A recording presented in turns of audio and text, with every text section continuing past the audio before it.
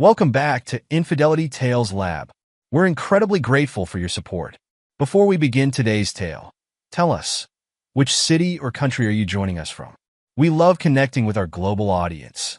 Now, let's dive into today's story. Chapter 1. Foundations of Faith. Thomas Morrison's heavy boots echoed through St. Michael's Cathedral as he made his way to his usual pew, third row from the front. At 35, his imposing 6'2" frame commanded respect, and even in his Sunday best, his muscular build spoke of the countless hours spent at construction sites. "Morning, Thomas," Shannon Parker, the church secretary, called out as she arranged the hymn books. "You're early today." "Always am, Shannon." His deep voice carried a note of pride. "My grandfather helped build this place. Being late would be disrespecting his memory." He ran his calloused hand along the wooden pew, feeling the grain his grandfather had carefully selected decades ago. The morning light filtered through the stained glass windows, illuminating the empty space beside him where Adriana should have been. "Adriana's helping with the youth group again?" Shannon asked, her tone careful, measured. Father Michael asked for her help with some event planning. Thomas's jaw tightened imperceptibly. "She'll be here before the service starts." Shannon hesitated, then spoke softly. "You know, Thomas, if you ever need to talk." "I appreciate it, Shannon, but everything's fine." His tone left no room for discussion.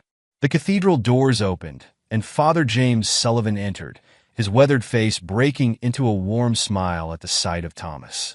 The elderly priest had been more than a spiritual guide since Thomas's father succumbed to cancer 5 years ago. "Thomas, my son." Father James approached, his arthritis-stiffened gait slower than it used to be. "I was hoping to catch you early. How's the renovation project coming along?" "On schedule, Father. We'll have the new wing ready for Easter." Thomas stood, towering over the priest. "Morrison Building and Restoration never misses a deadline. Just like your father." Father James clasped Thomas's shoulder. "He'd be proud of how you've carried on the family legacy." Their conversation was interrupted by the arrival of Father Michael Reynolds, the younger priest who joined their parish 2 years ago. At 32, he brought a different energy to the church, one that attracted younger parishioners, especially women. "Thomas." Father Michael's practice charm was on full display. "I just left Adriana in the conference room. She's been invaluable with the fundraiser planning." Thomas nodded curtly. "She mentioned she'd be busy this morning. Your wife has quite an eye for design. The way she's transformed the community center, it's exactly what we needed to attract more young families." Before Thomas could respond, the side door opened, and Adriana hurried in. At 33, she still turned heads with her grace and beauty. Though Thomas noticed the dark circles under her eyes she'd tried to conceal with makeup. "Sorry I'm late," she whispered, sliding into the pew beside him. Her designer dress seemed out of place for a Sunday service, and her perfume was stronger than usual. Thomas said nothing, but his hand gripped the hymnal tighter, knuckles whitening. He'd seen the hotel receipt that morning, tucked away in her purse when he was looking for car keys. The Grand Plaza Hotel, 2 towns over. He'd built their renovation 3 years ago. 15 stories of luxury he'd never imagined his wife would have reason to visit. The congregation filled in around them as Father James began the service. Thomas observed how Peter Reynolds, Father Michael's younger brother and seminary student, slipped in through the back, taking a seat near Angela Martinez, a troubled teenager who'd been attending youth counseling sessions. Shannon Parker watched this interaction from her position near the altar, her own painful history with infidelity making her particularly attuned to the undercurrents of deception. She saw how Peter's hand briefly touched Angela's shoulder, how the girl flinched despite her attempt to smile. Detective Laura Reeves, recently returned to Cedar Grove, sat in the back row. She wasn't particularly religious, but the string of missing donation checks had brought her here. She observed the dynamics playing out before her with professional interest, noting how Father Michael's gaze lingered on Adriana during the sermon, how Thomas's shoulders tensed each time the young priest spoke. "Let us pray for redemption," Father James intoned, unaware of the tensions brewing in his congregation. Thomas closed his eyes, but didn't pray. Instead, he recalled the morning he'd first met Adriana, 17 years ago at Cedar Grove High. She'd been new in town, lost and looking for the art room. He'd been a senior, already working part-time in construction, already building his future. He'd shown her the way, and somehow never stopped trying to show her the way since then. Those who seek forgiveness shall find it, Father James continued. But true redemption requires genuine repentance. Thomas opened his eyes, catching Father Michael staring at Adriana again. The young priest quickly looked away, but Thomas had seen enough. 12 years of marriage had taught him Adriana's tells. The way she twisted her wedding ring when she lied, how she overcompensated with expensive perfume when she felt guilty. The service proceeded with its usual rhythm, but Thomas felt the undercurrents of tension building. He noticed how Peter Reynolds kept glancing at Angela Martinez, how the girl's mother seemed oblivious to her daughter's distress. He saw Shannon Parker's concerned looks, Detective Reeves's calculating observation, and Father James's growing confusion at the subtle shifts in his parish's dynamics. After the service, Thomas watched as Adriana made excuses to stay behind, claiming more event planning needs. He drove home alone, his truck's engine growling in harmony with his mounting anger. In his workshop behind their house, he pulled out the hotel receipt again, studying the date. Last Tuesday, when Adriana had claimed to be at a design conference in the city. The phone rang. It was Shannon Parker. Thomas, her voice was hesitant. There's something you should know. The church's financial records, there are irregularities. Detective Reeves has been asking questions. What kind of irregularities? Missing checks, unauthorized withdrawals. And, Thomas, they coincide with certain late-night planning meetings. Thomas's free hand curled into a fist. Who has access to the accounts? Father Michael, primarily. And recently, he added Peter as an authorized signer. The pieces were falling into place, forming a picture Thomas had been refusing to see. The late nights, the changed passwords on Adriana's phone, the new clothes, and now missing church funds. Thank you, Shannon, he said, his voice deadly calm. I'll handle it. He hung up and sat at his workbench, surrounded by the tools of his trade. His grandfather had taught him that building required 3 things: proper tools, precise measurements, and patience. His father had added a 4th: the will to see things through, no matter how difficult the job. Thomas picked up a framed photo of him and Adriana on their wedding day, studying it with cold detachment. The man in that photo had believed in love, in trust, in the sanctity of marriage. That man had been a fool. The sound of Adriana's car pulling into the driveway broke his contemplation. He replaced the frame and waited, listening to her heels clicking on the pavement, growing closer to his workshop. The door opened, and there she stood, still in her designer dress, still wearing too much perfume. Thomas? Her voice wavered. We need to talk. He turned slowly, fixing her with a stare that made her take a step back. Yes, he agreed, his voice devoid of emotion. We do. Chapter 2. Cracks in the Foundation. The renovation of St. Michael's Cathedral began on a Monday, but the cracks in Thomas Morrison's life had started forming long before. As he supervised the construction crew gutting the old community center, his mind wandered to the conversation with Adriana in his workshop 2 weeks ago. It's not what you think, she'd said, clutching her designer purse like a shield. The hotel receipt? I can explain. Then explain. His voice had been cold enough to make her shiver. I needed somewhere quiet to work on the design proposals. The house, it's too full of distractions. The lie had hung between them like poison gas. Thomas had simply placed the church's financial records Shannon had given him on the workbench. Try again?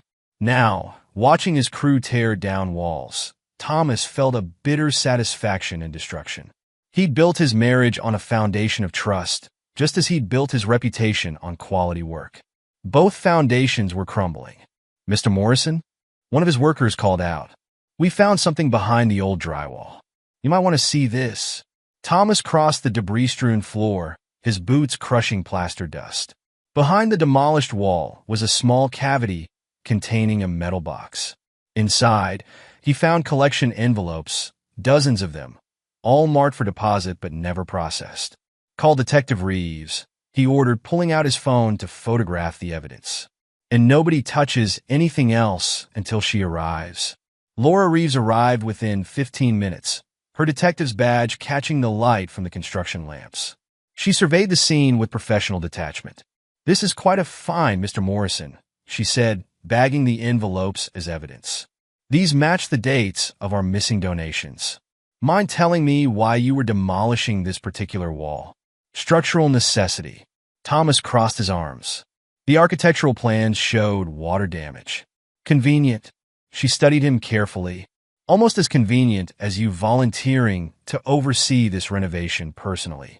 My company's reputation is built on thoroughness, detective. So I've heard." She sealed the evidence bag. "You know, your wife's been spending a lot of time here during the planning phase. Any idea why she'd need to meet with Father Michael so frequently?" Thomas's jaw clenched. "You'd have to ask her." "I intend to." Detective Reeves tucked the evidence away, along with asking about certain hotel charges on the church credit card. After she left, Thomas found himself drawn to the church office where Shannon Parker was working late, as usual. The widow looked up as he entered, her face etched with concern. "I heard about what your crew found," she said, closing the accounting ledger she'd been reviewing. "There's more, Thomas. Peter Reynolds has been counseling Angela Martinez privately, against church policy. Her mother came to me worried about changes in Angela's behavior." Thomas leaned against the doorframe. "How long?" 2 months. Shannon hesitated. "The same time frame as some of these missing deposits. And Father Michael? Covers for his brother at every turn." She pulled out a stack of papers. "These are copies of all the irregular transactions I've found. Times, dates, amounts. There's a pattern, Thomas. Tuesday afternoons, Thursday evenings. When Adriana has her planning meetings," Thomas finished, his voice harsh. "I'm so sorry." Shannon stood, moving toward him. "I should have said something sooner. After what happened with my David. Your husband's affair destroyed him," Thomas said bluntly. "Made him reckless enough to drive his car off that bridge." "I remember." Shannon flinched. "That's why I can't stay silent now. I see the same patterns, the same secrets. But this is worse, Thomas. They're using the church, using people's faith." The office door opened, and Father Michael entered, stopping short at the sight of them. The young priest recovered quickly, flashing his characteristic smile. "Thomas, Shannon, working late?" His tone was friendly, but his eyes darted to the papers on Shannon's desk. "Just reviewing the renovation budget," Thomas lied smoothly. "Shannon's been helping me reconcile the accounts." "Ah, yes. Adriana mentioned you were concerned about costs." Father Michael stepped closer. "She's been instrumental in fundraising, you know. Such a gift for persuasion." Thomas caught the slight emphasis on persuasion, saw the flicker of something like triumph in the priest's eyes. His hands itched to wrap around the younger man's throat, but he simply nodded.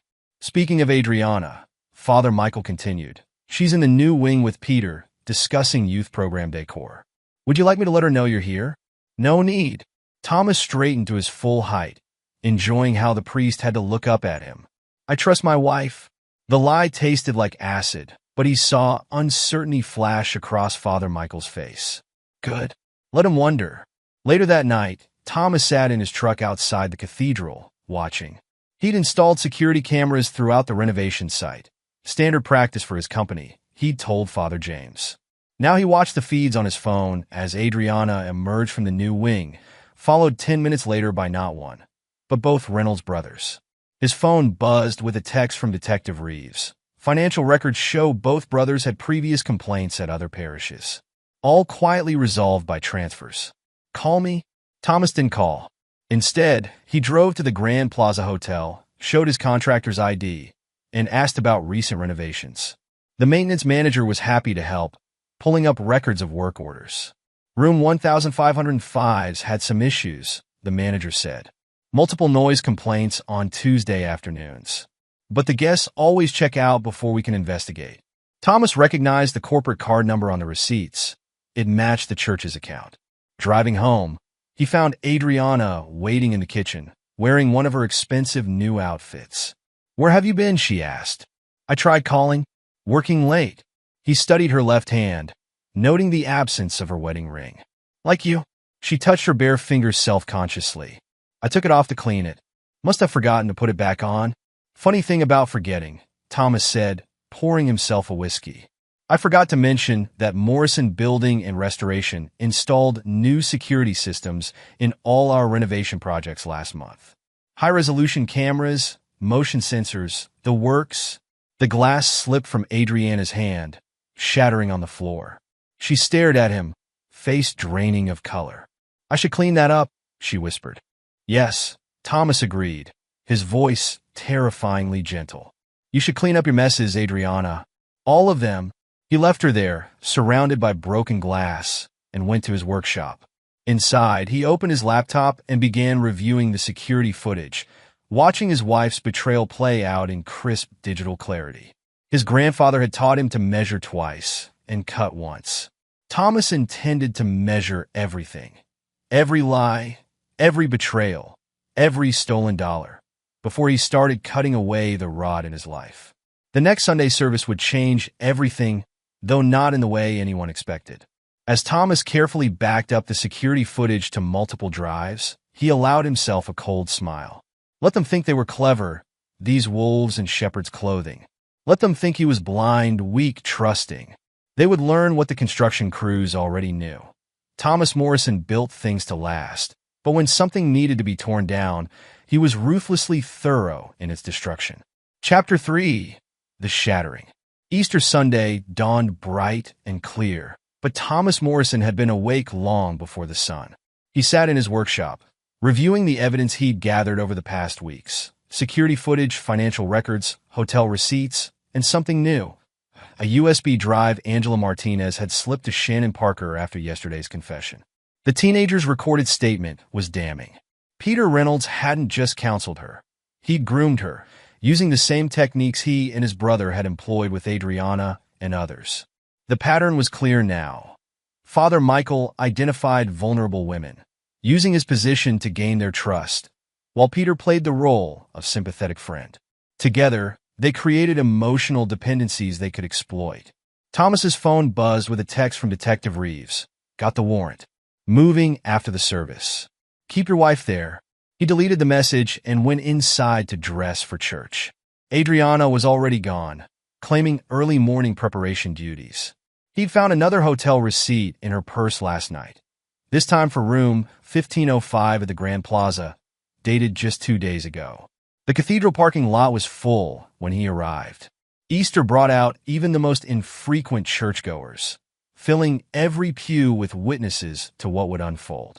Thomas noted Peter Reynolds' car was missing, but Father Michael's sleek sedan was parked in its usual spot. Shannon Parker met him at the door, her face tense. "Angela's mother found photos on her phone," she whispered. "She's devastated. Detective Reeves is taking her statement now." Thomas nodded, proceeding to his usual pew. The renovation work had transformed the cathedral's interior, though not all the changes were visible. Behind the restored walls, Thomas had installed more than just new wiring. He created an infrastructure of surveillance that would prove instrumental today. Father James began the service with his usual warmth, though Thomas noticed the elderly priests seemed distracted. The morning's confession sessions had run long, and the strain showed on his face. "Today we celebrate renewal," Father James announced, his voice carrying to the packed pews. "Through Christ's sacrifice, we are offered the chance for rebirth, for redemption." Thomas watched Father Michael during the sermon, noting how the younger priest kept glancing toward the side door where Adriana usually entered. She was late, later than usual for even her preparation duties. Shannon Parker, manning the organ for the holiday service, played the hymns, her attention divided between her duties and the growing tension she sensed. She alone noticed when Detective Reeves slipped into the back of the church, accompanied by 2 plainclothes officers. "In times of trial," Father James continued, "we must remember that truth is God's light in the darkness. No sin can hide forever in his presence." The words had barely left his lips when the side door burst open. Adriana stumbled in, her designer dress wrinkled, her carefully applied makeup streaked with tears. The congregation turned as one to stare as she stumbled down the center aisle. "I can't," she choked out, her voice raw with emotion. "I can't keep lying. Father, forgive me." Thomas remained seated, his face an impassive mask as his wife fell to her knees in the aisle. "Forgive me, Father," she cried out, louder now. "I've slept with your son." The silence that followed was absolute. Father James, confused and shocked, responded instinctively from the pulpit, "I don't have a son." Adriana's laugh was tinged with hysteria. "Not you, the other priest's son, and his brother." The words echoed through the cathedral like thunder. Thomas finally stood, his movement drawing all eyes to him. The congregation held its breath, expecting an explosion of rage, a scene of violence. Instead, he simply walked to where Adriana knelt. "Get up," he said, his voice carrying in the silence. "You're making a spectacle of yourself." "Thomas, I'm so sorry," she sobbed. They said they would help me through my grief after the miscarriage. They understood my pain when you couldn't. Where are they now?" Thomas's question cut through her rambling like a blade. As if in answer, Detective Reeves stepped forward. "Peter Reynolds was arrested an hour ago, attempting to leave town with church funds and Angela Martinez. Father Michael is right here." The younger priest's voice rang out as he emerged from the sacristy. "And these are baseless accusations. Adriana is clearly suffering from some kind of breakdown." "We have proof," Thomas interrupted, his voice deadly calm. "Security footage, financial records, hotel receipts, witness statements. Your game is over." Father James gripped the pulpit for support, his face ashen. "Michael, is this true?" Before the younger priest could respond, Maria Martinez stood up from her pew, her voice shaking with rage. "My daughter trusted you. Both of you. She's 16 years old." The congregation erupted in chaos. Detective Reeves and her officers moved swiftly to contain Father Michael, who had turned to flee. Shannon Parker produced a file of financial documents, handing them to the stunned Father James. Through it all, Thomas stood like a stone in the center aisle, watching as the truth he'd helped uncover tore through the parish like divine lightning. His wife remained on her knees, broken by the weight of her own confession. "Thomas," she reached for his hand. "Please." He stepped back, denying her touch. "I've already called your sister Rachel. She's waiting to pick you up. Don't come home." As he turned to leave, Father James called out to him, "Thomas, my son, what can we do to heal from this?" Thomas paused at the door, looking back at the congregation, at Shannon's compassionate face, at Detective Reeves handcuffing Father Michael, at the weeping Martinez family, at his shattered wife. "Some things can't be healed, Father," he replied. "Some foundations, once cracked, can only be torn down. Start fresh. Build again. That's what my grandfather taught me, and he built this place to begin with." He walked out of St. Michael's Cathedral into the Easter morning, leaving behind the ruins of his marriage and the faith he'd once held so dear. In his pocket, his phone contained copies of all the evidence that would ensure the Reynolds brothers faced justice. But that would be another chapter, another story. For now, Act 1 of Thomas Morrison's life had ended in the only way it could, with truth cutting through lies like a builder's saw through rotted wood, revealing the corruption that had been hidden beneath the surface all along. Chapter 4: Aftermath. Cedar Grove buzzed with whispers in the days following the Easter Sunday confession. Thomas Morrison's workshop became his fortress. The space behind his house transformed into a command center for what would become his mission of vengeance. "You can't hide in here forever," Detective Laura Reeves said, standing in the workshop doorway 3 days after the incident. "I need your official statement." Thomas looked up from his workbench, where he'd laid out printed copies of bank statements Shannon had provided. "I'm not hiding, Detective. I'm hunting. The department has jurisdiction over this investigation," Laura reminded him, stepping inside. "Don't do anything stupid, like letting them transfer to another parish." Thomas's voice carried a dangerous edge. "Like your department did with their previous victims?" Laura's face tightened. "Those records were sealed." "Not anymore." Thomas pushed a folder across the workbench. 3 parishes in 5 years. Always the same pattern: vulnerable women, missing funds, hushed transfers. Your bureaucracy failed them. "I won't." "Thomas, my wife emptied our savings account yesterday." He cut her off. $30,000 transferred to an offshore account. Peter Reynolds convinced her they'd start a new life together. His laugh was devoid of humor. She actually believed him. We can trace the transfer. Already did. Thomas tapped his laptop. My company handles construction for 6 major banks in the region. Their security teams owe me favors. The money went through 3 shells before disappearing in the Caymans. A knock at the workshop door interrupted them. Rachel, Adriana's sister, stood there looking uncomfortable. Thomas? We need to talk about Adriana. Laura nodded to Thomas. Remember what I said. Let the law handle this. After she left, Rachel entered hesitantly. The high school teacher's usual confidence was shaken. Adriana's not doing well. She's barely eating, barely sleeping. Not my problem anymore, Thomas replied coldly. She was manipulated, Thomas. They preyed on her grief over the miscarriage, made her dependent on their counseling. I found her journals. Rachel pulled out a notebook. You need to read this. Thomas didn't move to take it. Did you know? Rachel flinched.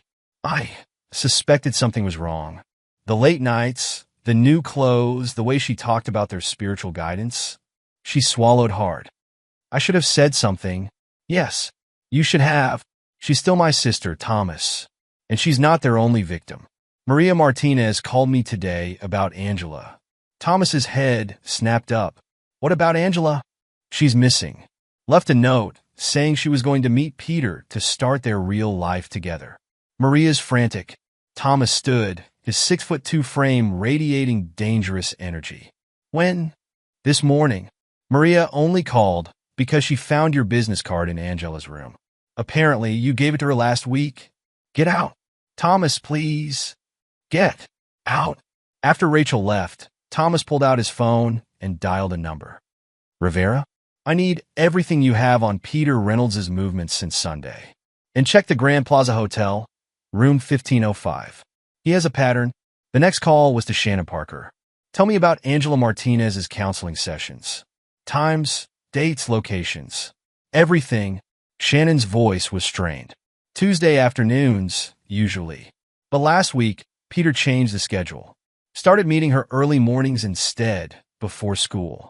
In the new wing of the church, where the renovation, she stopped. Thomas, the hidden room we found behind the false wall. The one with the safe. Where Father Michael kept the donation records, Thomas finished. The combination, I saw Peter using it last month. June 18th, 24. Thomas ended the call and opened his laptop.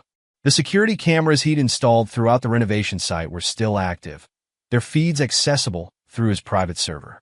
He clicked through them until he found what he wanted, footage from that morning showing Peter Reynolds leading Angela Martinez into the hidden room. A text from Detective Reeves lit up his phone. Got the warrant for the brothers' bank records. Multiple accounts under false names. This goes deeper than we thought. Thomas ignored it, focused on the footage. He watched as Peter emerged alone 20 minutes later, carrying a briefcase that hadn't been there before. The teenager never came out. His phone rang again, Maria Martinez. Mr. Morrison? The police won't help. They say she's probably just running away, that they can't do anything for 24 hours. Please, you're the only one who believes me. Thomas stood, grabbing his truck keys. Mrs. Martinez, meet me at St. Michael's in 15 minutes. And bring Angela's phone if you have it. The church parking lot was empty when he arrived, save for Maria's minivan. The distraught mother ran to him as he stepped out of his truck. I found this in her room. She thrust a letter at him. It's Peter's handwriting, not hers. I know my daughter's writing. Thomas scanned the note, recognizing the same manipulative phrases he'd found in Adriana's journals. The phone. Maria handed him a pink-cased iPhone. The police said without proof of a crime. They're wrong. Thomas led her to the church's side entrance, where his construction credentials still granted him access. Angela's not running away. She's bait.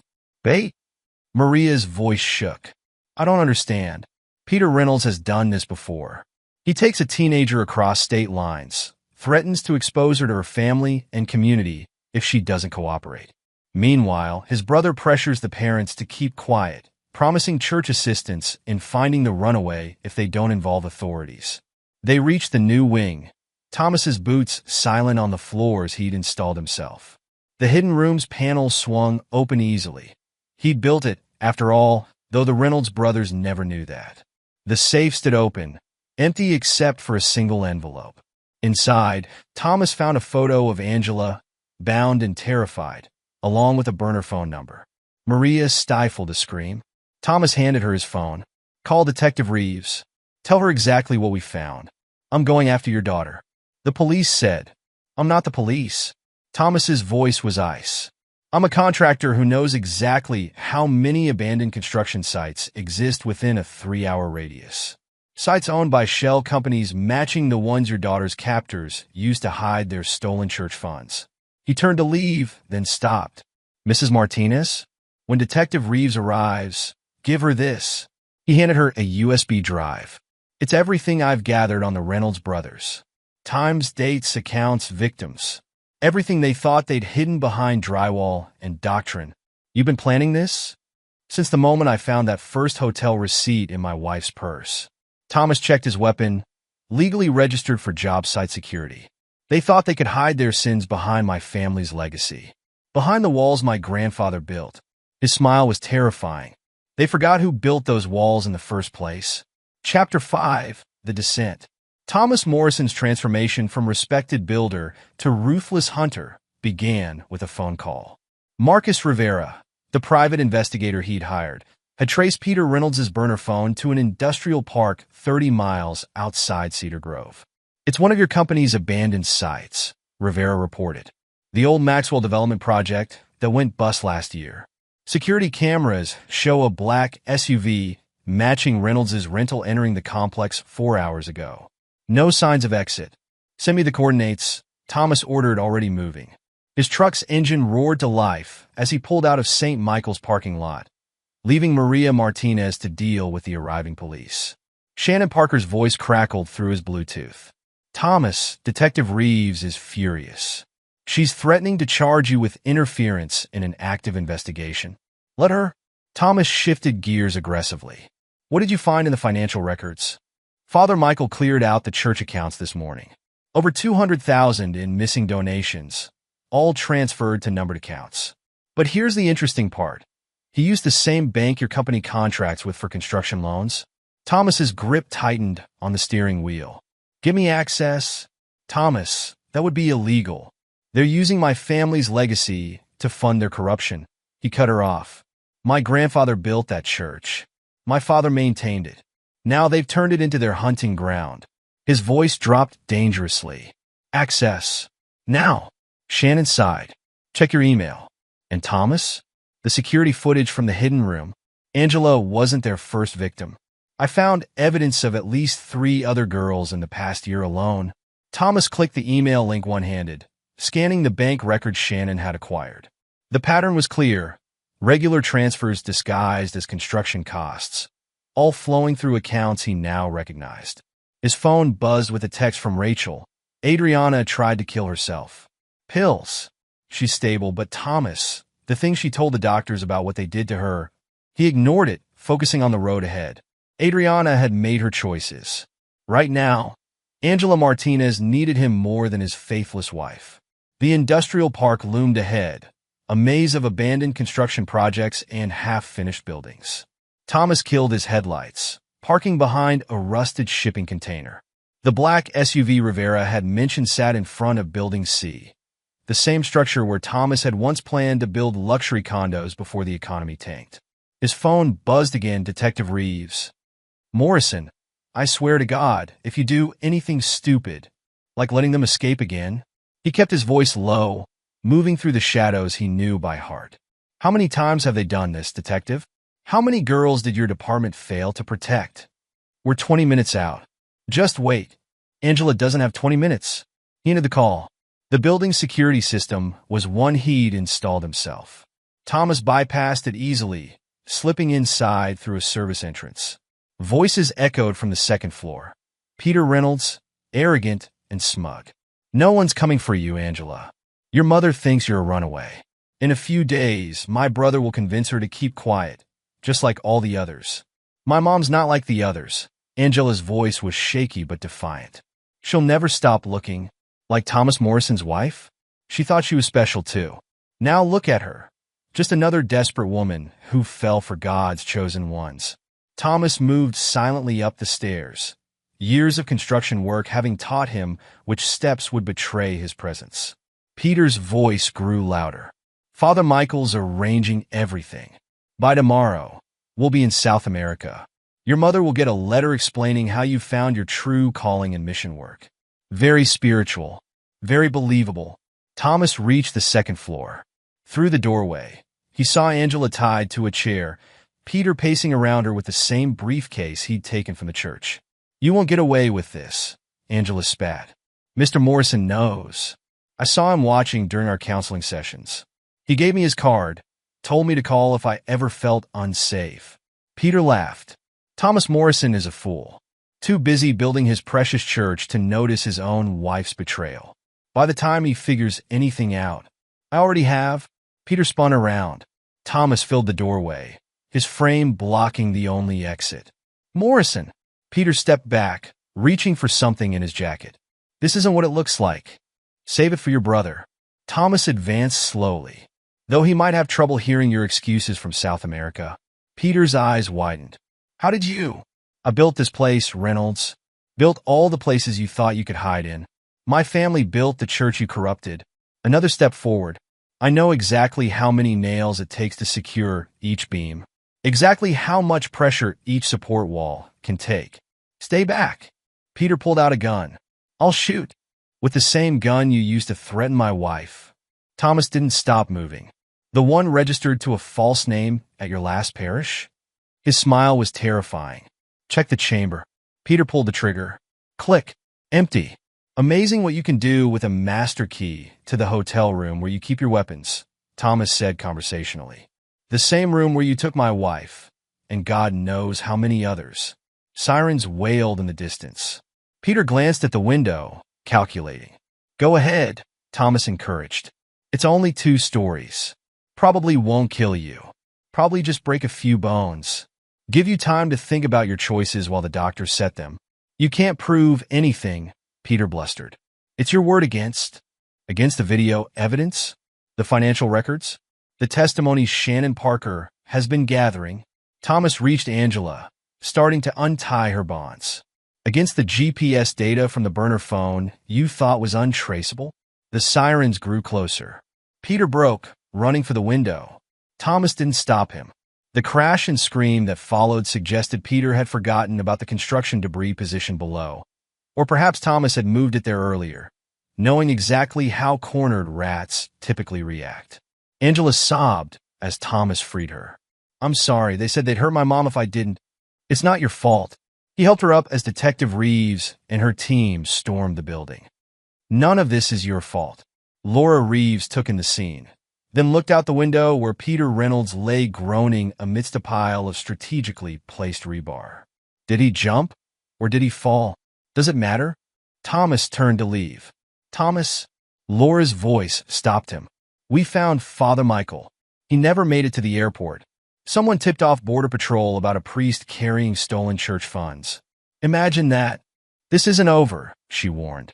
The diocese will try to bury it. They always do. Thomas paused in the doorway. No, detective. This time they'll face it. Because this time, they're not dealing with scared teenagers or vulnerable women. His voice hardened. They're dealing with the man who built their house of God. And I know exactly where the bodies are buried. Sometimes literally. Chapter 6, Gathering Storm. The storm broke over Cedar Grove like divine retribution. Father Michael Reynolds sat in an interrogation room at the police station, his clerical collar removed, his carefully crafted mask of piety cracking under the weight of evidence Thomas Morrison had gathered. These signatures, Detective Reeves spread bank documents across the table, match accounts we found in Peter's possession. Care to explain why a parish priest needs offshore holdings?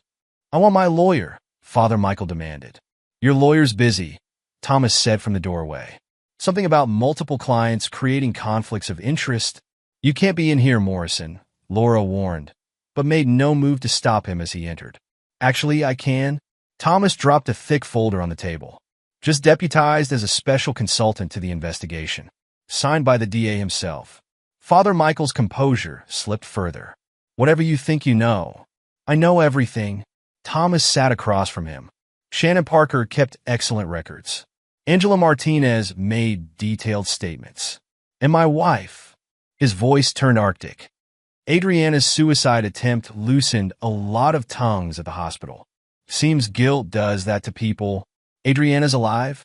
Something like relief crossed the priest's face. Disappointed? Thomas leaned forward. Like you were disappointed when the others survived? When they started talking instead of dying quietly like David Parker did after your last parish scandal. Laura's head snapped up. What? Show her the file, detective. Page 36. Shannon's been doing research on her late husband's last days. Seems he didn't drive off that bridge by accident. He was chasing a lead about two priests who'd manipulated his wife before moving to their next target. Father Michael's face went pale. That's a lie. Like the counseling sessions? Thomas pulled out a recorder. The ones where you and Peter tag-team vulnerable women? Creating emotional dependencies, exploiting their grief, their loneliness?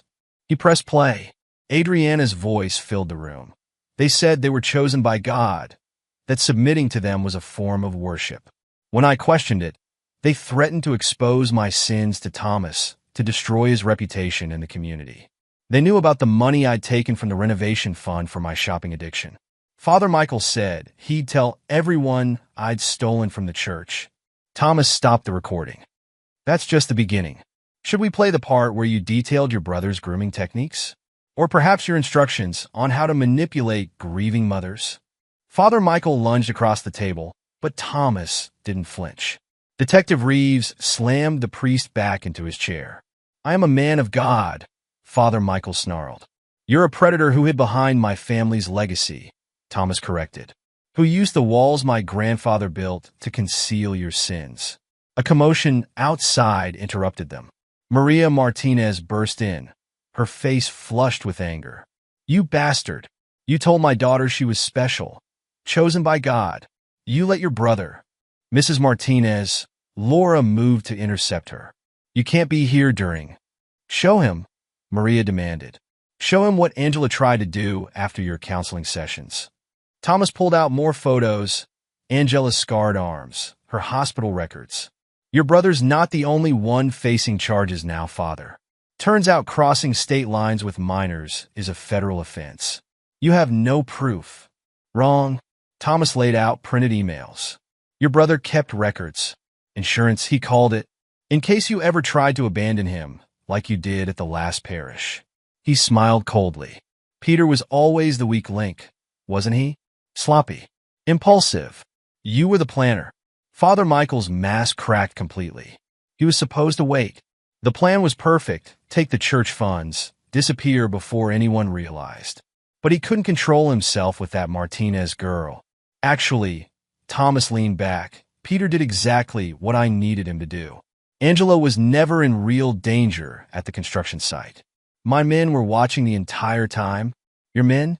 Marcus Rivera's security team. Former military. They've been tracking you both since Easter Sunday. Thomas stood. The construction site, the empty gun, the convenient pile of rebar. I designed all of it. Like I design all my projects. With precision. Laura stepped forward. Father Michael Reynolds, you're under arrest for conspiracy, fraud, sexual exploitation. You can't do this. The priest looked wildly at Thomas. The diocese will protect me. They always protect their own. Check your phone, Thomas suggested. If you can get a signal. Strange how the story's already breaking on national news. Anonymous source provided quite a paper trail to the media. Maria Martinez spat at the priest before police let her out. Thomas gathered his files, then paused at the door. One more thing, he said conversationally. Remember that renovation project you approved last month? The one to reinforce the church's foundation. Father Michael stared at him, uncomprehending. I found some interesting things buried in those walls. Things your predecessors tried to hide. Seems you weren't the first predator to use my family's church as hunting ground. Thomas's voice hardened. But you'll definitely be the last. Outside the interrogation room, Laura confronted him. The construction site setup, the media leak, the federal involvement, you orchestrated all of it. Prove it. Damn it, Thomas. You can't take the law into your own hands. The law. Thomas laughed harshly. The law let them transfer 3 times when accusations surfaced. The law looked the other way when David Parker died, chasing the truth. The law failed those girls. And what about Adriana? Thomas's face closed off. My wife made her choices. She was manipulated, Thomas. The doctors say the psychological abuse is no longer my concern. He turned to leave. Focus on the Reynolds brothers, detective. Build your case. Just know that if they somehow slip through the system again, he didn't finish the threat. Laura called after him. This won't bring your marriage back, Thomas. No, he agreed without turning. But it will ensure they never destroy another family. Never corrupt another church. Never abuse another child. His voice carried down the hallway. Sometimes, detective, justice matters more than forgiveness. Shannon Parker waited by his truck, her face grave. It's done then? Almost. Thomas handed her a file. Get these to the press. All of it. The financial records, the victim statements, the pattern of transfers and cover-ups. The diocese will try to bury it. Let them try. Thomas started his engine. By the way, David would be proud of you. For helping expose the truth he died trying to uncover. Shannon touched his arm. What will you do now? Finish what I started. Thomas pulled away from the curb. The storm's not over yet. And I mean to see it through to the end. In his rearview mirror, he watched Shannon Parker begin making calls, spreading the evidence he'd gathered like seeds before a hurricane. The truth would take root now, growing through the cracks in the foundation of power and privilege that had protected predators like the Reynolds brothers for too long. The rain began to fall as Thomas drove home, but he barely noticed. In his workshop, more files waited. More evidence. More weapons for the war he'd started. The Reynolds brothers were just the beginning. Their network of enablers and protectors would learn that Thomas Morrison built things to last, including his revenge. Let them come with their lawyers, their threats, their attempts to silence the truth. Thomas had constructed his case as carefully as he built his buildings, with a foundation strong enough to withstand any storm. And unlike the faith they corrupted, his need for justice would never waver. Chapter 7. The Trap. Thomas Morrison's workshop no longer resembled a craftsman's sanctuary. Blueprints covered the walls, surveillance photos lined the tables, and computer monitors displayed real-time feeds from cameras throughout Cedar Grove. Father Michael booked a flight to Argentina. Marcus Rivera reported, his military bearing evident even in civilian clothes. Leaving tomorrow night? No, he's not. Thomas studied a layout of his abandoned construction site. Shannon, what did you find? Shannon Parker touched a monitor. The monastery appointment is real. The diocese arranged it 3 days ago. Standard procedure for troubled priests. Her lips twisted. They're trying to get him out before the press catches wind of Angela's testimony. They'll fail. Thomas pointed to building schematics. Because we're going to trap them both tonight. Detective Laura Reeves leaned against the doorframe. I should arrest you for interfering with an investigation. But you won't. Thomas didn't look up. Because you've seen how the system protects men like them. I got the warrant for the offshore accounts, Laura countered. We can build a legal case. Like the ones they buried at their last 3 parishes? Thomas turned to face her. How many girls have to suffer while we play by their rules? The detective fell silent. Thomas returned to the blueprints, his voice hard. Rivera, is the site rigged? Cameras and mics in place. Motion sensors active. The ex-military man nodded. Audio's feeding straight to my team's van, backed up to secure servers. Mrs. Martinez? Thomas looked at Angela's mother. Maria Martinez clutched her phone. Angela's ready. She understands what to do. No one touches her, Thomas growled. That's the deal. She stays in the observation room with your security team. Rivera nodded. My men will protect her. Shannon stepped forward. Thomas, the bait for Father Michael. Is me. Adriana's voice came from the workshop door. She stood there pale but determined, her designer clothes replaced by simple jeans and a sweater. Thomas's face hardened. Get out. I have to do this. Adriana stepped inside. I owe it to Angela. To all of them. You lost the right to be noble when you betrayed our marriage. This isn't about us. Adriana's voice sharpened. Michael will know it's a trap if you contact him. But if I reach out, tell him I'm terrified of you finding the rest of the evidence. She's right. Laura interjected. He'll believe her vulnerability. His type always does. Thomas stared at his wife, his expression unyielding. Fine, make the call. But understand this, after tonight we're done. No reconciliation. No forgiveness. Adriana nodded, tears in her eyes. I know. I need to make this right. You can't. Thomas turned away. Rivera, get her briefed on the script. As the others dispersed to their positions, Shannon lingered. Thomas, are you sure about this? About trapping two predators who used my family's church as hunting grounds? His voice was ice. Who stole not just money but innocence. Who manipulated grieving women and vulnerable girls. About not letting your anger make you cross lines you can't uncross. Thomas picked up his phone. The lines were crossed the moment they turned a house of God into their personal playground. He dialed. Peter? It's Morrison. We need to talk about the church renovation funds. Tonight. The trap was set. Thomas watched the monitors as the pieces fell into place. Peter Reynolds arrived first, drawn by greed and the promise of hidden church accounts. Father Michael followed an hour later, responding to Adriana's tearful call about Thomas discovering their private recordings. They're both inside, Rivera reported through the comm link. Motion sensors confirmed they're heading to the main room. Thomas nodded to Detective Reeves. Your people in position? SWAT team standing by. But Thomas, whatever you're planning, just be ready. He headed for the exit. And Laura? Make sure those body cameras are running. The diocese won't be able to bury this evidence. The construction site loomed ahead, dark except for strategic lighting Thomas had installed. He'd built this place. He knew its bones, its weaknesses, its secrets. Now it would serve a different purpose. Inside, he heard voices echoing. Peter's nervous tenor, Father Michael's practice calm. And cutting through both, Adriana's carefully rehearsed fear. He knows everything, she was saying. The accounts, the other women, Angela. Calm down, Father Michael soothed. Thomas Morrison is just a builder. He can't. He's here. Peter's voice rose in panic. Thomas stepped into the room, his frame filling the doorway. Welcome to your confession, gentlemen. Chapter 8. Justice Served.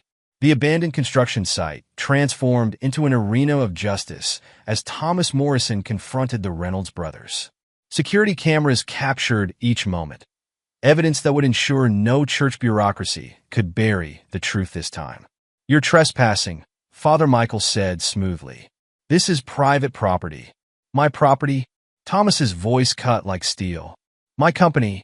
My cameras. My rules. Peter edged toward the exit. This is ridiculous. We don't have to. Angela Martinez, Thomas interrupted. 16 years old. You groomed her in counseling sessions, then threatened to expose her family's immigration status if she talked. You can't prove. Rebecca Collins, Sarah Thompson, Dana Miller. Thomas advanced. All vulnerable women you targeted at your last parish. All silenced with threats and church settlements. Father Michael's mask slipped. The diocese handled those cases by transferring you here, to my family's church, where you continued your pattern. Pattern? Peter forced a laugh. These are baseless. Play it, Thomas commanded. Angela's voice filled the room from hidden speakers, clear and damning. Father Michael said, if I told anyone about Peter's special counseling, they'd deport my mom. He made me watch while Peter practiced his sermons with other girls. Father Michael lunged for the door, but it wouldn't budge. Thomas smiled coldly. Surprised? I built this place. Those doors only open from the outside now. This is kidnapping. Peter shouted. No, this is justice. Thomas nodded toward a darkened window. Detective Reeves? Your turn. Lights blazed as SWAT teams breached the building. Laura Reeves entered, flanked by officers. Father Michael Reynolds, Peter Reynolds, you're under arrest for sexual exploitation of a minor, fraud, extortion. I demand a lawyer. Father Michael's composure shattered. You'll need one. Thomas pointed to more hidden cameras. We've been broadcasting this whole conversation to secure servers. Copies are already with the FBI, the media, and victims' advocacy groups. Peter broke, turning on his brother. It was his idea. He found the vulnerable ones, told me which to target. Shut up. Father Michael swung at him. SWAT officers tackled them both as Laura read them their rights. Thomas watched impassively as the brothers were cuffed and separated. Thomas? Adriana stepped forward. We're done here. He turned away. Detective Reeves has your statement about their manipulation techniques. Use it in court. Maria Martinez burst in, running to embrace her daughter as Angela emerged from the observation room. You did it, Maria sobbed. You got them? No, Angela did. Thomas nodded to the teenager. Her courage made this possible. Rivera's security team began collecting equipment as more police arrived. Laura approached Thomas with handcuffs. You orchestrated an elaborate sting without police approval, she said. I should arrest you too. But you won't. Thomas met her gaze. Because we both know the system needed a push.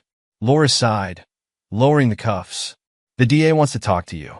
Federal prosecutors too. I'll cooperate. Thomas watched the Reynolds brothers being led away. After all, I have more evidence they haven't seen yet. More? Laura's eyes narrowed. Files from their previous parishes. Financial records showing corruption up to the diocesan level. Testimony from other victims. His smile was predatory. I'm a builder detective. I believe in strong foundations. Outside, reporters had begun gathering. Shannon Parker handled them expertly, providing documents that proved decades of systematic abuse and cover-ups.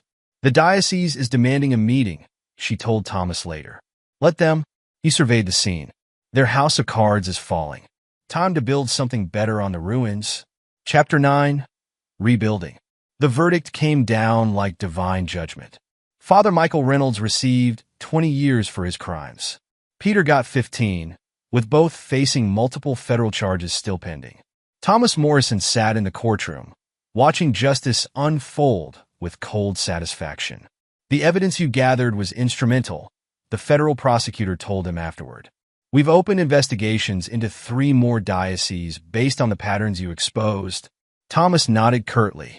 Send any construction-related questions to my office. I know how they hide things in church renovations. Mr. Morrison? Angela Martinez approached, stronger now, her voice steady.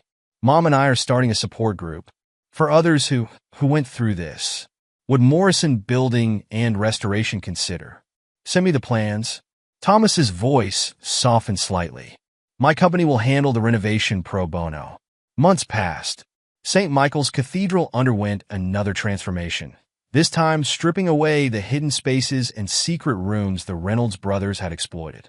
Father James, with Thomas's guidance, implemented new safety protocols and transparency measures. The congregation is healing, Shannon Parker reported one evening in Thomas's workshop. Your exposure of the corruption actually strengthened people's faith. They needed to see evil confronted, not hidden. Thomas looked up from his blueprints designs for a new advocacy center. Evil thrives in darkness. In secrets. I merely turned on the lights. You did more than that. Shannon moved closer. You gave victims a voice. A chance for justice. He studied her. This strong woman who'd lost her husband to similar corruption, who'd helped him build an airtight case, who understood his rage, his need for justice over forgiveness. The contractor called about the advocacy center, she continued. They need final approval on the security systems. Make them stronger, Thomas ordered. No more hidden spaces. No more secrets. Like this? Shannon spread out modified plans. I added cameras here and here. Panic buttons in all counseling rooms. Direct lines to police dispatch. Thomas noted her detailed additions. Shannon had become more than an ally in his quest for justice. She'd become a partner who shared his commitment to protecting others from predators. Perfect, he approved. Let's make it happen. Adriana's divorce papers arrived without fanfare. Thomas signed them without hesitation, his signature as firm as his resolve. She found her own path to healing, working with victim advocacy groups, but he felt nothing beyond distant acknowledgement of her recovery. You really never will forgive her? Laura Reeves asked during a case consultation. Some betrayals can't be forgiven, Thomas replied. Only turned into foundations for something stronger. The detective studied him. And what are you building now, Thomas? He showed her the advocacy center plans. A fortress. A place where predators like the Reynolds brothers can never hurt anyone again. With Shannon's help, Laura observed carefully. She understands. Thomas's voice held certainty. About justice. About consequences. About building things that last. The new center rose from ground consecrated not by priests but by purpose. Thomas supervised each detail, ensuring no weakness, no vulnerability, no chance for history to repeat itself. Angular Martinez spoke at the opening ceremony, her voice carrying across the gathered crowd. This place exists because one man refused to let evil hide behind sacred walls. Because he taught us that true faith isn't about blind trust. It's about standing against corruption, about protecting the vulnerable, about building safe spaces where healing can happen. Thomas stood at the back, watching as Shannon coordinated with staff, as Maria Martinez welcomed other survivors' families, as Detective Reeves discussed security protocols with her officers. He'd built something here, something stronger than the walls that had hidden the Reynolds brothers' crimes. Ready for the next project? Shannon asked, joining him. Always. Thomas looked at the woman who'd stood with him through the darkest days, who shared his unwavering commitment to justice. I hear there's a church in the next county asking for renovation consultation. After your exposure of the Reynolds brothers, they all want Morrison Building and Restoration to check their foundations. Good. Thomas's smile held no warmth. Because I plan to check them all. No more secrets. No more hidden sins. They walked together toward his truck, leaving behind a building that stood as testament to one man's ruthless pursuit of justice. Thomas Morrison had lost his marriage, his faith in religious authority, his trust in easy forgiveness. But he'd built something stronger from those losses, a legacy of protection, of exposure, of truth brought into light. The Sunday confession had shattered his world, but from those fragments, he constructed a different kind of sanctuary. One built not on blind faith or easy absolution, but on the unyielding foundation of justice served and evil exposed. Let others pray for forgiveness. Thomas Morrison would keep building. Strong walls to protect the vulnerable, clear windows to let in light, and solid foundations that could withstand any storm. With Shannon beside him, sharing his vision and his values, he'd ensure no predator ever again found shelter in shadows he'd constructed. The story of Cedar Grove's darkest scandal became a blueprint for change, proving that even the most sacred spaces must be watched, protected, and sometimes torn down to their foundations before true healing can begin. Thomas drove away from the center, Shannon beside him, both of them already planning their next project. The hunt for hidden corruption would continue. The work of justice was never finished, but Thomas Morrison had built his life around seeing things through. And unlike the faith that had failed him, this new purpose would never waver. Epilogue. 10 years later, Morrison Building and Restoration's new headquarters dominated Cedar Grove's skyline, a testament to Thomas Morrison's success in transforming his company's mission. The 10-story building housed not just construction offices, but the largest faith-based abuse prevention network in the country. Thomas stood at his office window, reviewing the latest report from his investigative team. At 45, his frame remained imposing, though strands of gray now streaked his temples. Marriage to Shannon had softened none of his edges. If anything, their shared mission had honed his determination to hunt predators who used religion as cover. The Seattle investigation is complete, Shannon announced, entering his office with a thick file. After their marriage 8 years ago, she'd taken charge of the company's investigative division, her own tragic past with David making her particularly effective at spotting patterns of abuse. Results? Thomas didn't turn from the window. 3 priests, 2 youth ministers, and a bishop who covered it all up. Shannon laid out photographs and financial records. Same pattern as the Reynolds brothers. Targeting vulnerable women, exploiting grief counseling, hidden accounts. Status of the victims? Safe. Angela's outreach team is already working with them. Shannon's voice held pride. The Martinez women had become powerful allies in their mission, with Angela heading the victim support division despite her youth. Thomas nodded. Send everything to Laura's federal task force. Laura Reeves had leveraged the Reynolds case into creating a specialized FBI unit focused on religious institutional abuse. Her promotion to lead investigator had come directly from her work with Morrison Building and Restoration. Already done? Shannon checked her tablet. Maria Martinez is flying out tomorrow to help establish a new support group. The pattern recognition software you developed flagged 3 more potential cases in Oregon. Thomas finally turned, studying his wife. At 60, Shannon's face showed the years of their work, but her eyes remained sharp, focused. Their marriage was a partnership forged in shared purpose rather than traditional romance. Exactly how they both preferred it. The Reynolds brothers? He asked, though he already knew. Still in federal prison. Peter attempted suicide last month, failed of course. Father Michael continues writing appeals, claiming religious persecution. Shannon's smile was cold. The evidence we gathered holds firm. A knock interrupted them. Rachel Chun, formerly Rachel Martinez, stood in the doorway. Angela's mother had remarried 5 years ago to one of Rivera's security team members who'd helped protect her daughter during the sting operation. Thomas? There's someone here to see you. Rachel's expression suggested she wasn't happy about the visitor. Who? Adriana. Thomas's face hardened. His ex-wife had kept her distance since the divorce, focusing on her work with a different victims advocacy group on the West Coast. Their paths crossed occasionally at conferences, but they maintained professional distance. Send her in. Adriana entered, elegant as ever but changed. Therapy and time had rebuilt her strength, though she carried the weight of her past choices visibly. She ran her own support network now, helping other women recognize manipulation tactics used by religious predators. Thomas. Shannon. She nodded to them both. I'll be brief. My organization is tracking a new pattern emerging in megachurches. We need your resources. Details? Shannon was already taking notes. Youth pastors using social media to target teenagers. Private prayer groups that turn into grooming sessions. Offshore accounts masked as mission trip funding. Adriana laid out documents. Sound familiar? The Reynolds blueprint, Thomas observed. They inspired copycats who learned from their mistakes, Adriana agreed. They're better at hiding, better at covering their tracks. But the basic pattern remains the same. Thomas studied the files. How many victims? Confirmed? 23. Suspected? Over 100. Adriana met his gaze steadily. These predators learned from what happened here in Cedar Grove. They studied how the Reynolds brothers got caught. Then they'll learn new lessons.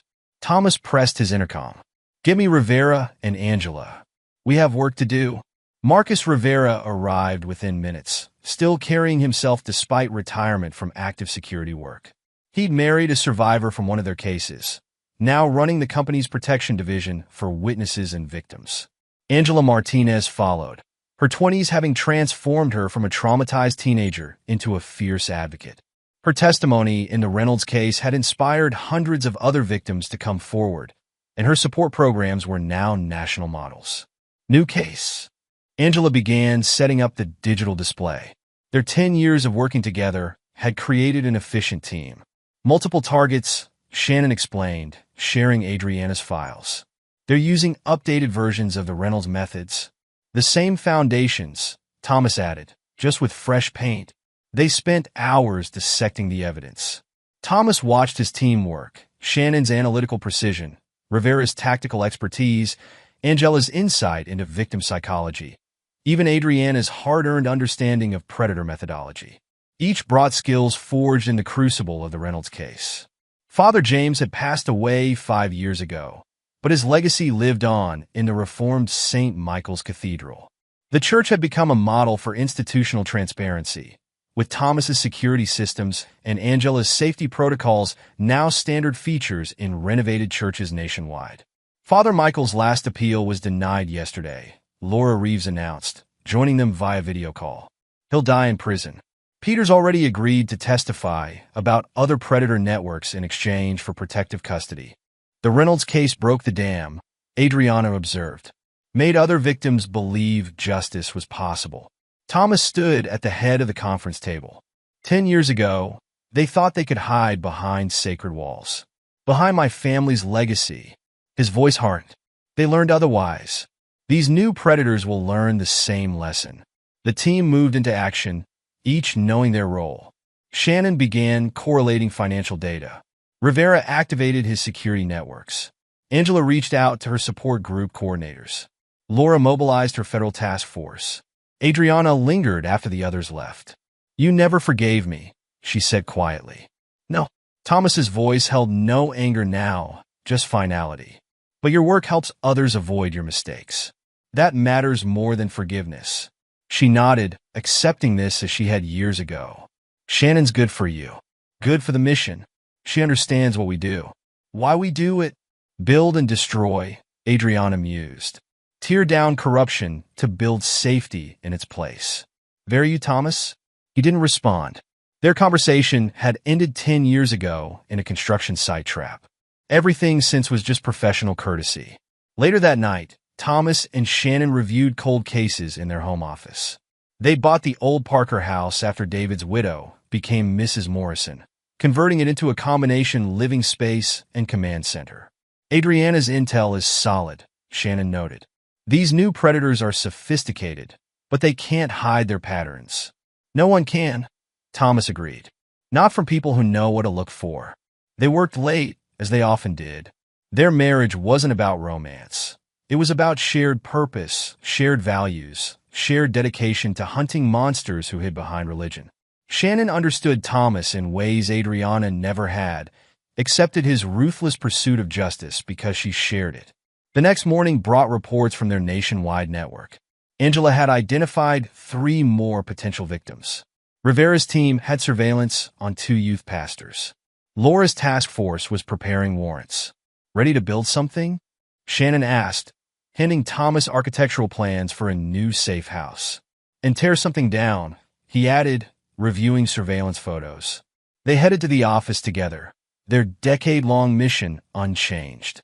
Thomas Morrison still built things to last, walls to protect the vulnerable, foundations to support the healing, and traps to catch those who would abuse sacred trust.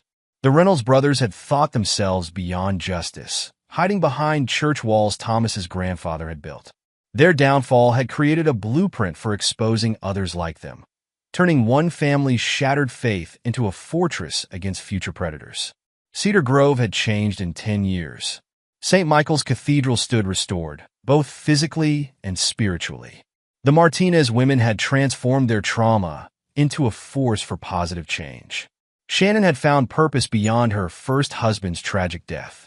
Even Adriana had built something meaningful from the ruins of her mistakes. But Thomas remained constant. The builder who'd learned to destroy corruption, the man whose ruthless pursuit of justice had inspired a nationwide movement. His grandfather had built churches to worship in. Thomas built systems to protect them, using the same uncompromising standards, the same attention to detail, the same determination to see things through.